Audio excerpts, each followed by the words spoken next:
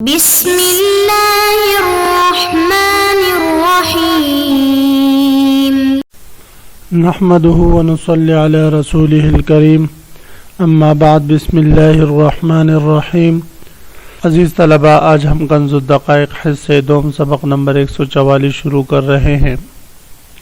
اس سبق میں ہم کتاب الاقرار سے باب اقرار المریض کو شروع کریں گے۔ اب تک مصنف علیہ الرحمہ تندرست لوگوں کے اقرار کا ذکر فرما رہے تھے اور ان کے احکام بیان فرما رہے تھے، کیونکہ وہ اصل ہے اور اقرار مریض یہ عارض ہے، اور یہ ضابطہ ہے کہ اصل عارض اور فرع پر مقدم ہو۔ پھر اقرار مریض کی چونکہ بہت سارے مسائل ایسے ہیں جو تندرست اور صحت مند مقر کے اقرار سے مختلف ہوتے ہیں اور اس کے احکام میں کچھ تبدیلی ہے، اس لیے مصنف علیہ الرحمہ اقرار المریض کے عنوان سے مستقل باب کا ذکر فرما رہے ہیں۔ اس باب کا خلاصہ یہ ہے عزیز طلباء کہ مصنف علیہ الرحمہ نے اس میں 3 بحثیں ذکر فرمائی ہے۔ سب سے پہلی بحث وہ اقرار المریض بالمال، مریض کا مال کا اقرار کرنا۔ کوئی مریض مال کا اقرار کر لے کسی کے حق میں تو وہ اقرار شرعاً معتبر ہے یا نہیں، کل مال میں نافذ ہوگا یا بعض مال میں نافذ ہوگا، اس سے متعلق چند مسائل ذکر کریں گے۔ اس کے بعد پھر دوسری بحث البحث الثانی اقرارہ بالنسب، مریض کا حالت مرض میں کسی کے نسب کا دعویٰ کرنا، کسی لڑکے کو کہنا کہ یہ میرا بچہ ہے یا کسی لڑکی کو کہنا یہ میری بچی ہے، یا کسی عورت کے بارے میں زوجہ ہونے کا اقرار کرنا وغیرہ۔ تو اس نسب کے اقرار سے متعلق احکام بیان ہوں گے، مسائل ذکر ہوں گے۔ تیسری بحث وہ پھر خاتمۃ الباب ہے۔ خاتمۃ الباب میں اسی اقرار المریض سے متعلق متفرق مسائل مصنف علیہ الرحمہ ذکر کریں گے۔ عزیز طلباء، کتاب میں جانے سے پہلے یہ 1-2 ضروری باتیں ہیں، یہ بھی آپ لوگ یاد رکھیں۔ سب سے پہلی بات تو یہ ہے کہ مریض کہتے ہیں کہ اس کو ہے، تو اس میں مختلف اقوال ہے۔ ایک قول میں آپ حضرات کے سامنے ذکر کرتا ہوں، باقی کتاب کے حاشیہ میں مذکور ہے، آپ وہاں پر ملاحظہ فرما سکتے ہیں۔ وہ قول یہ ہے کہ مریض کہتے ہیں من لا يقدر ان يقوم بنفسه ان يقيمه الانسان، وہ شخص جو بذات خود کھڑے ہونے کی ہمت نہ رکھ سکتا ہو مگر یہ کہ دوسرے انسان کے سہارے پر وہ کھڑا ہو سکتا ہو، یعنی جو اپنے معاملات خود نہ نمٹا سکتا ہو، دوسروں کی طرف محتاج ہو اپنے معاملات نمٹانے میں، تو اس کو مریض کہتے ہیں۔ ایک بات تو یہ یاد رکھیں۔ دوسری بات یہ ہے کہ دیون کا ذکر ہوگا اس باب میں، تو دیون 3 قسم پر ہے۔ الدیون علی 3 اقسام۔ پہلی قسم ہے وہ دین صحہ، یعنی وہ دیون جو کسی مال کے بدلے میں اس مقر پر لازم ہوئے ہوں لیکن تندرستی کے زمانے میں لازم ہوئے ہوں، پھر تندرستی کے زمانے میں ان دیون کا لازم ہونا چاہے گواہوں کے ذریعے سے معلوم ہوا ہو یا اس کے اپنے اقرار سے، یا وہ کسی وارث کا دین ہو یا کسی اجنبی کا ہو یا عین کا اقرار ہو یا دین کا اقرار ہو، بہرحال جیسا کیسا ہو، لیکن وہ دین صحت ہو، سبب معروف ہو یا غیر معروف ہو، تو فرماتے ہیں اس پہلی قسم دین کی یہ دین صحت ہوتی ہے۔ دوسری قسم وہ دیون ہے جو حالت مرض میں اس پر لازم ہوئے ہوں لیکن اس کا سبب معروف ہو۔ تیسری قسم کی وہ دیون ہے کہ جو حالت مرض میں لازم ہوئے ہو لیکن اس کا سبب معروف ہو نہ ہو۔ سبب معروف کا مطلب کیا ہے؟ سبب معروف کا مطلب یہ ہے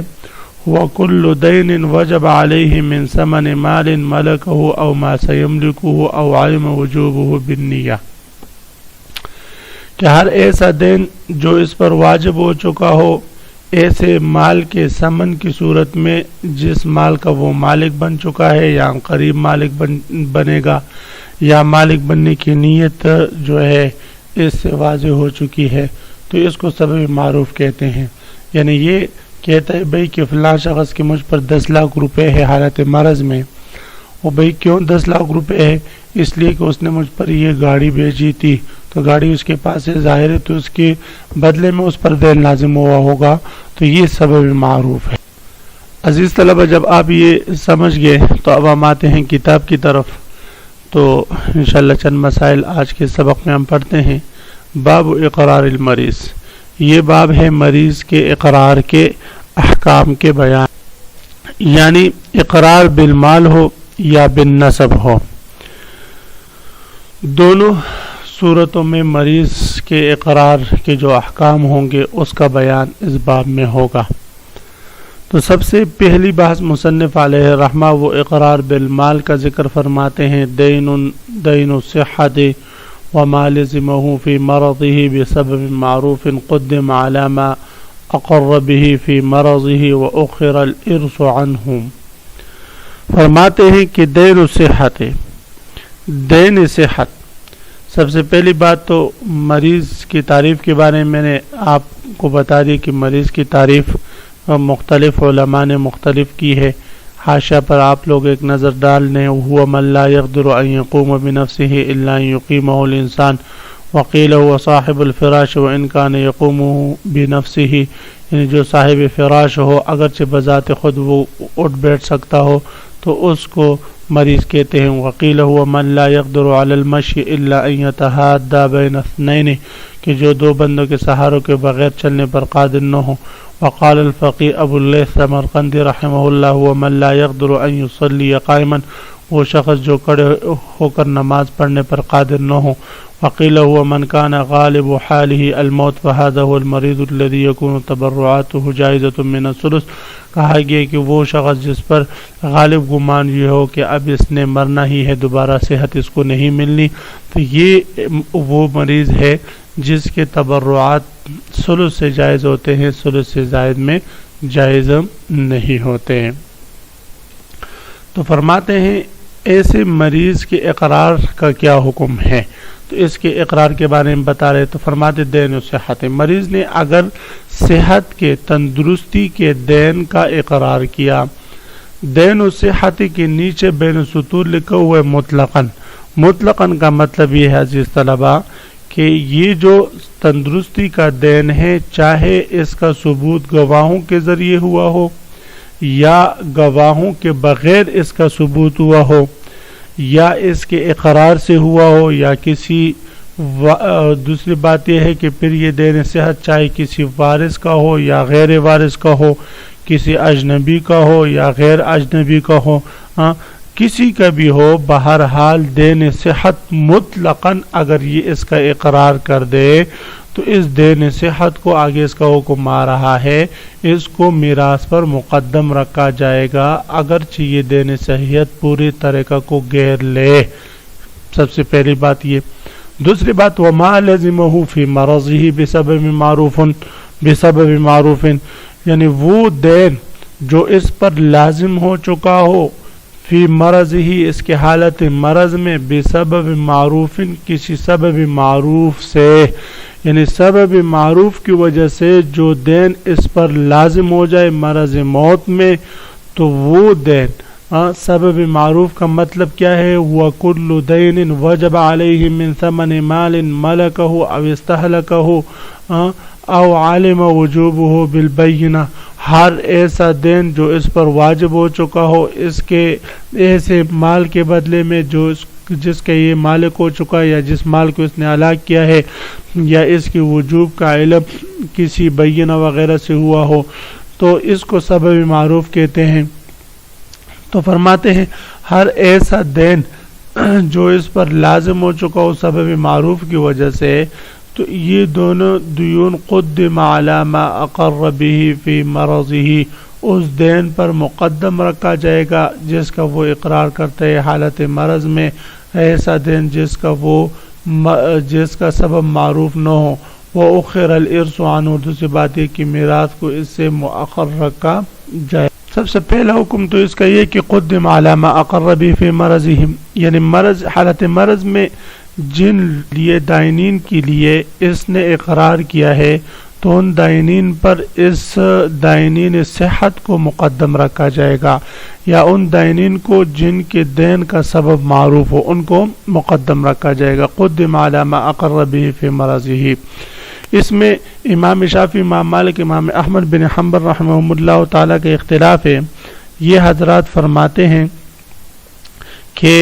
چاہے دین صحت ہو یا دین مرض ہو، دونوں صورتوں میں یہ برابر ہے، لہذا ایک دن کو دوسرے دن پر مقدم نہیں رکھا جائے گا،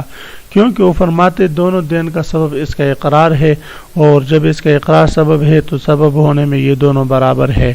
ہم کہتے ہیں کہ یہ بات تو ٹھیک ہے کہ دونوں دیون کا سبب جو ہے وہ دین اقرار ہے،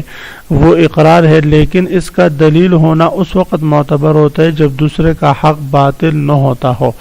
اور مریض کے اقرار میں دوسرے کا حق باطل ہوتا ہے، کیونکہ غرماء صحت کا حق اس کے مال کے ساتھ وابستہ ہو چکا ہے پہلے سے، لہذا ان کا حق مقدم ہوگا بخلاف غرماء فی حالت مرض کے۔ تو اس لیے فرماتے ہیں کہ جب دائنین صحت اور غرماء صحت کا حق سے وابستہ ہو چکا ہے تو لہذا اب مرض میں اگر یہ کسی اور کے لیے اقرار کرے تو وہ اقرار شرعاً معتبر نہیں ہوگا۔ دین و صحت کا دین وما لزمہ فی مرضی، اور وہ دین جو اس پر لازم ہو چکا ہو اس کے حالت مرض میں بھی سبب معروف کسی سبب معروف سے قدمہ، تو اس کو مقدم رکھا جائے گا علی ما قر بہ، اس مال پر اس دین پر جس کا اس نے اقرار کیا ہو فی مرضی ہے حالت مرض میں۔ وَأُخِّرَ الْإِرْثُ عَنْهُ، وَأُخِّرَ الْإِرْثُ عَنْهُ اس کا تعلق ہر قسم کے دین سے ہے، دین صحت سے بھی، وما لزم فی مرض بسبب معروف او بغیر معروف، تینوں قسم کے دیون کے ساتھ ہے۔ وَأُخِّرَ الْإِرْثُ عَنْهُ، ارث کو میراث کو مؤخر رکھا جائے گا، عنہ اے عن الدین، دین سے میراث کو مؤخر رکھا جائے گا، یعنی طریقہ میں سب سے پہلے یہ کام ہوگا کہ تجہیز اور تکفین کا خرچ نکال دیا جائے گا، اس کے بعد پھر جو مال بچ جائے تو سب سے پہلے دائنین کا دین اس طریقہ سے ادا کیا جائے گا، چاہے وہ دین صحت ہو یا دین مرض بسبب معروف ہو یا دین مرض بسبب غیر معروف ہو، تینوں قسم کی دیون کو مقدم رکھا جائے گا۔ اس کے بعد پھر جو مال بچ جائے وہ ورثہ میں اس کے شرعی حصص کے مطابق تقسیم کیا جاتا ہے۔ تو اس لیے مصنف علیہ رحمہ فرماتے وَأُخِّرَ الْإِرْثُ عَنْهُ، تقسیم میراث کا معاملہ دیون سے دین سے مؤخر رکھا جائے۔ بس عزیز طلبہ، اسی مسئلے کے ساتھ آج کے سبق کا اختتام ہوا۔ اللہ تعالی ہم سب کو صحیح معنوں میں تمام مسائل سمجھنے کی توفیق نصیب فرمائے۔ آمین۔ وآخر دعوانا ان الحمدللہ رب العالمین۔